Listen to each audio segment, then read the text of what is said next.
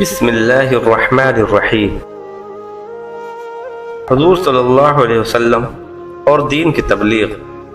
آپ صلی اللہ علیہ وسلم نے نماز پڑھنا کب شروع کیا؟ ایک بار حضور صلی اللہ علیہ وسلم پہاڑ کے دامن میں بیٹھے ہوئے تھے کہ حضرت جبرائیل تشریف لائے اور انہوں نے وضو کیا۔ حضور صلی اللہ علیہ وسلم نے بھی اسی طرح وضو کیا جس طرح حضرت جبرائیل نے کیا تھا۔ پھر حضرت جبرائیل نے نماز پڑھی۔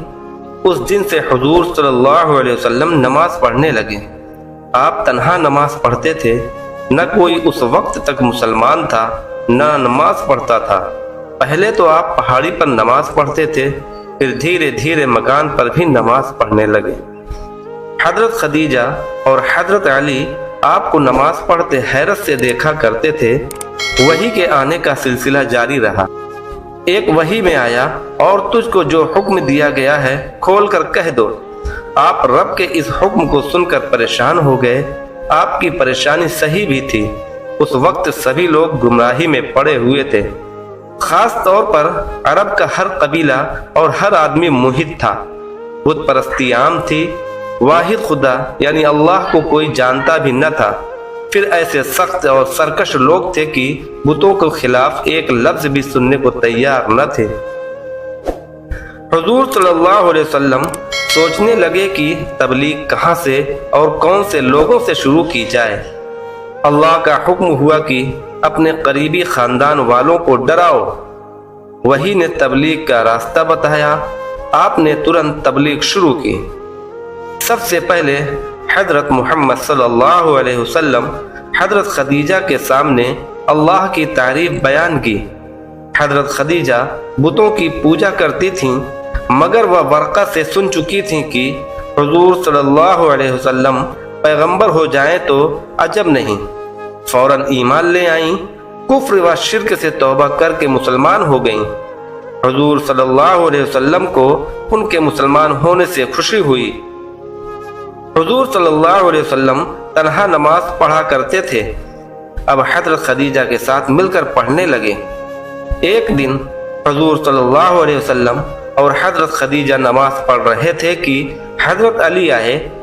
اس وقت آپ کو سخت تعجب ہوا، اگرچہ آپ پہلے بھی حضور صلی اللہ علیہ وسلم کو نماز پڑھتے دیکھ چکے تھے، لیکن حضرت خدیجہ کو کبھی نہ دیکھا تھا۔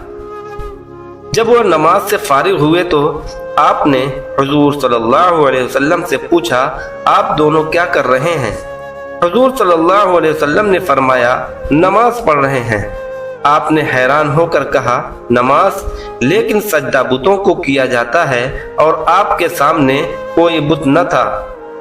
حضور صلی اللہ علیہ وسلم نے فرمایا، بتوں کو نہیں پوجتے بلکہ خدا یعنی اللہ کو پوجتے ہیں۔ حضرت علی یہ سن کر حیران رہ گئے۔ آپ نے کہا، یہ تو عجیب بات ہے، میں نے پہلے کبھی نہیں سنا۔ حضور صلی اللہ علیہ وسلم نے فرمایا، علی، میں خدا کا رسول ہوں، خدا کا پیغام مجھ پر اترتا ہے، آؤ تم بھی دین حق میں داخل ہو جاؤ۔ حضرت علی نے کہا، مجھے سوچنے دیجئے۔ حضور صلی اللہ علیہ وسلم نے فرمایا، اے علی، اگر تو اسے قبول کر لے تو رات تک اسے چھپانا تاکہ خدا تیرے دل میں اسلام ڈال دے۔ حضرت علی نے اس بات کا اقرار کر لیا۔ جب رات گزر گئی تو حضرت علی حضور صلی اللہ علیہ وسلم کے پاس آئے اور کہا، میں اب خدا کے دین میں داخل ہونا چاہتا ہوں۔ حضور صلی اللہ علیہ وسلم نے ترنت کلمہ پڑھوا کر مسلمان کر لیا اور ہدایت کی کہ ابھی اپنے اسلام میں داخل ہونے کو کسی پر ظاہر نہ کریں۔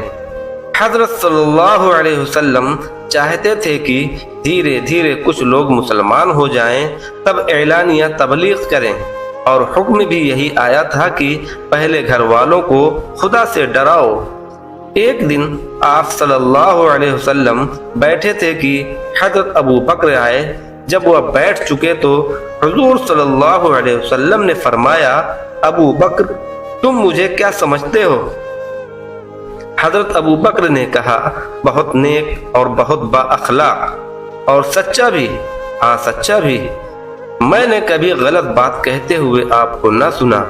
اگر میں یہ کہوں کہ میں خدا کا رسول ہوں اور مجھ پر وحی اترتی ہے تو تم یقین کرتے ہو؟ بے شک یقین کرتا ہوں۔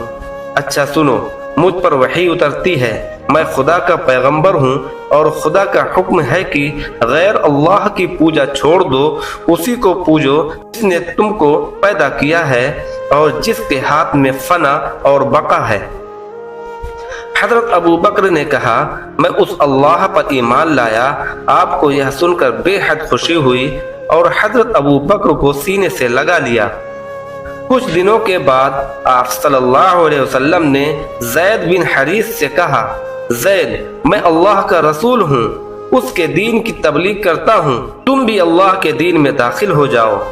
زید بولے، میرے مالک، میں آپ کو خوب اچھی طرح جانتا ہوں، اس لیے مجھے آپ کی باتوں میں ذرا بھی شک نہیں ہے، آپ مجھے مسلمان کر لیں۔ حضور صلی اللہ علیہ وسلم نے حضرت زید کو بھی مسلمان کر لیا۔ اب 3 بہت ہی قریبی لوگ حضور صلی اللہ علیہ وسلم پر ایمان لا چکے تھے۔ حالانکہ دین کی تبلیغ کا کام بڑی خاموشی اور چپکے ہوا، لیکن یہ بات چھپنے والی کب تھی؟ دھیرے دھیرے لوگوں کو معلوم ہونے لگی۔ کفار مکہ نے جب سنا سخت ناراض ہوئے اور کھل کر کہہ دیا کہ جو کوئی ہمارے معبودوں کی برائی کرے گا ہم اسے کڑی سے کڑی سزا دیں گے۔ اگرچہ آپ صلی اللہ علیہ وسلم جانتے تھے کہ ہم تنہا ہیں، کمزور ہیں، مکہ والوں کا مقابلہ کسی طرح بھی نہیں کر سکیں گے، پر آپ نہ ڈرے نہ گھبرائے، بلکہ پہلے ہی کی طرح تبلیغ کرتے رہے۔ یہ ایک ایسی دلیری کی بات تھی کہ جس کی مثال تاریخ میں نہیں ملتی۔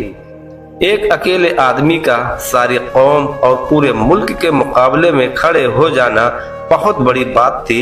اس طرح آپ برابر تبلیغ میں لگے رہے، اس یقین پر کہ اللہ آپ کی مدد کرے گا۔ جو آپ کے پاس آتا، چاہے وہ مکہ کا ہو یا مکہ سے باہر کا، آپ اس کے سامنے اللہ کا کلام پڑھ دیتے، اللہ کا حکم بیان کر دیتے۔ اگرچہ شروع میں تبلیغ خفیہ طریقے سے ہوئی، لیکن آپ کی کوششوں سے حضرت عثمان بن عفان، حضرت طلحہ بن عبداللہ، حضرت سعد بن ابی وقاص، حضرت عبد الرحمن بن عوف، حضرت زبیر بن عوام ایمان لائے۔ ان ہستیوں میں حضرت عثمان رضی اللہ تعالی کافی مالدار تھے، اسی وجہ سے لوگ انہیں غنی بھی کہا کرتے تھے۔ اب ان سب لوگوں نے مل کر تبلیغ کا کام شروع کیا، لیکن یہ تبلیغ ابھی تک رازداری کے ساتھ ہو رہی تھی۔ پھر بھی ان تمام کوششوں کے نتیجے میں دھیرے دھیرے اسلام پھیلنے لگا اور مسلمانوں کی تعداد بڑھنے لگی۔